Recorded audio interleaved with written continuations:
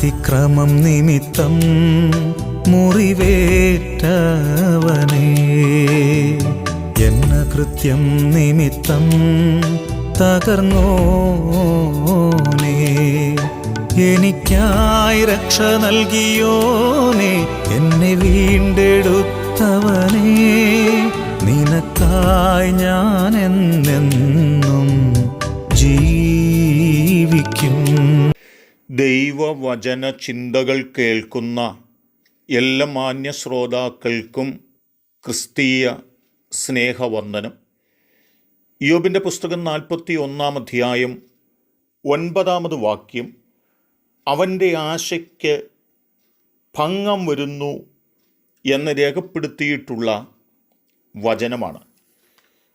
ആരുടെ ആശയ്ക്കാണ് ഭംഗം വരുന്നത് എന്ന് ചോദിച്ചാൽ, ജ്ഞാനികളിൽ ജ്ഞാനിയായ ശലോമോൻ സദൃശവാക്യങ്ങളുടെ പുസ്തകം 11 അധ്യായം 7 വാക്യത്തിൽ പറഞ്ഞിരിക്കുന്നത്, ദുഷ്ടൻ മരിക്കുമ്പോൾ അവൻ്റെ പ്രതീക്ഷ നശിക്കുന്നു, നീതി കെട്ടവരുടെ ആശയ്ക്ക് ഭംഗം വരും എന്നുള്ള വചനമാണ്. അനീതി കൈമുതലാക്കിക്കൊണ്ട്, തിന്മ കൈമുതലാക്കിക്കൊണ്ട് ജീവിതത്തിൽ മുൻപോട്ട് പോകുന്ന മനുഷ്യൻ്റെ ജീവിതത്തിൽ അവൻ്റെ ആശകളെല്ലാം അറ്റുപോകുകയും ആ നിലകളിൽ അവൻ അവസാനിക്കുകയും ചെയ്യപ്പെടുന്നു എന്ന് ഓർപ്പിക്കുക തന്നെയാണ്. നാം രാജാക്കന്മാർക്കെഴുതിയ 2 പുസ്തകം 9 അധ്യായത്തിൻ്റെ 29 മുതലുള്ളതായ വാക്യങ്ങൾ വായിച്ചു വരുമ്പോൾ അവിടെ ഓർപ്പിക്കുന്നത്, രാജാക്കന്മാർക്കെഴുതിയ 1 പുസ്തകം 21 അധ്യായത്തിനകത്ത് ഭക്തനായ നാബോത്തിൻ്റെ മുന്തിരിത്തോട്ടം ആഹാബിന് നൽകിക്കൊടുക്കുന്നതിനു വേണ്ടി ആഹാബിൻ്റെ ഭാര്യയായിരുന്ന ഇസബേൽ അതിനുള്ളതായ വഴി തിരഞ്ഞെടുക്കുകയും തിന്മ പ്രവൃത്തിയിലൂടെ, ദുഷ്ട ചിന്തകളിലൂടെ, അനീതിയിലൂടെ ആ ഭക്തൻ്റെ മുന്തിരിത്തോട്ടം കരസ്ഥമാക്കുകയും ആഹാബിനത് ചീരത്തോട്ടമാക്കുവാൻ കൊടുക്കുകയും ചെയ്തു എന്നുള്ളതാണ്.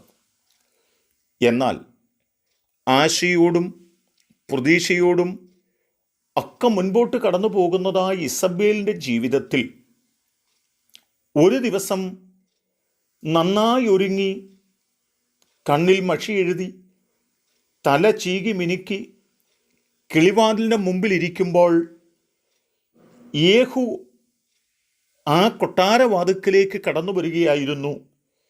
യേഹു കടന്നു വരുന്നത് കണ്ടിട്ട് ഇസബേൽ ആശയറ്റവളായി തീർന്നു എന്ന് തന്നെയാണ്.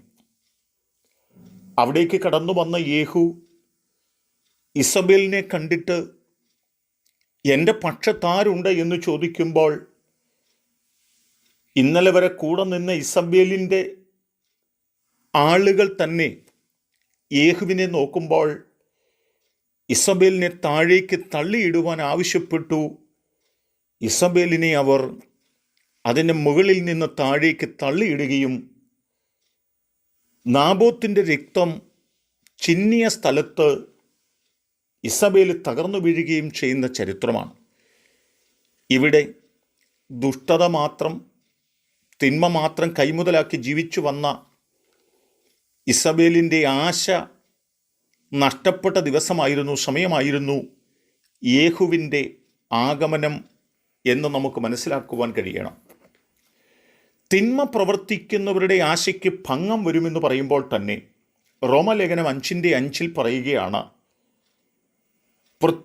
പ്രത്യാശയ്ക്കോ ഭംഗം വരുന്നില്ല, ദൈവത്തിൻ്റെ സ്നേഹം നമുക്ക് നൽകപ്പെട്ട പരിശുദ്ധാത്മാവിനാൽ നമ്മുടെ ഹൃദയങ്ങളിൽ പകർന്നിരിക്കുന്നുവല്ലോ.